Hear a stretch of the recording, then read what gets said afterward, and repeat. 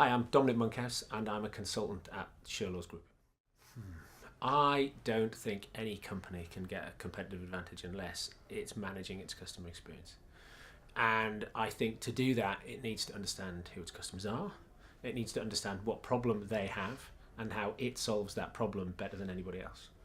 And then putting that together gives them something they can go to market with. And I find probably only 1 in 30 companies does that even remotely well. I think as a customer, if you're dealing with anybody and at any point in your interaction with them, you realise that they don't know something that they should know about you. Today, your expectations are still quite low and it happens all the time, but it's still really annoying. And so you almost notice the people that get it right because your expectations are that at some point people will get it wrong. You know, you ring somebody up, you explain your problem to them 3 times or 4 times, or they have to put you through to somebody else, the person you speak to who should be able to say yes has to authorize it with their manager, and just takes up time. And you think this should be so much easier, and it would save, if they could get their ducks in a row, it would save them loads of money, and it would make me less pissed off. So at Sherlaws, as a management consultancy, we get to know our customers really well. We work with them really closely. It's professional service. So the sort of interactions that we would have pre-sale are part of where our 360, have they been to an event? Have they met anybody? Who do they know? Which other customers or clients, previous clients, do they know? Knowing that information and capturing it is relatively straightforward.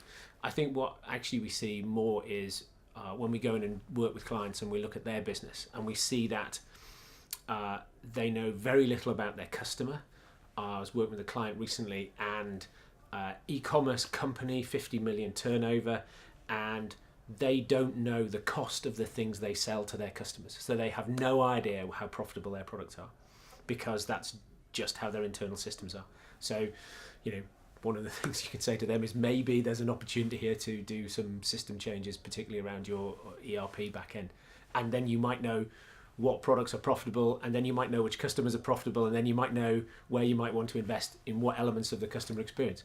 And so, there's a company that's grown very, very rapidly, and they never fix that problem. And quite often we go into clients and we say, you've got stuck and you're at a growth plateau.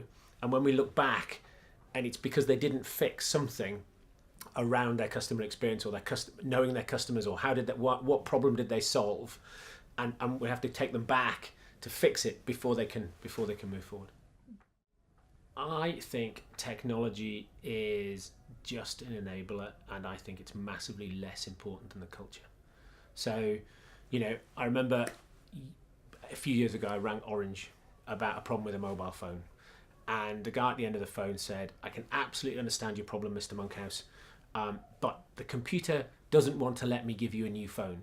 So if you could just say yes to the next 5 questions, that would be brilliant. And I went, yes. And he said, that's fantastic. The computer's now authorized me to send you a new phone.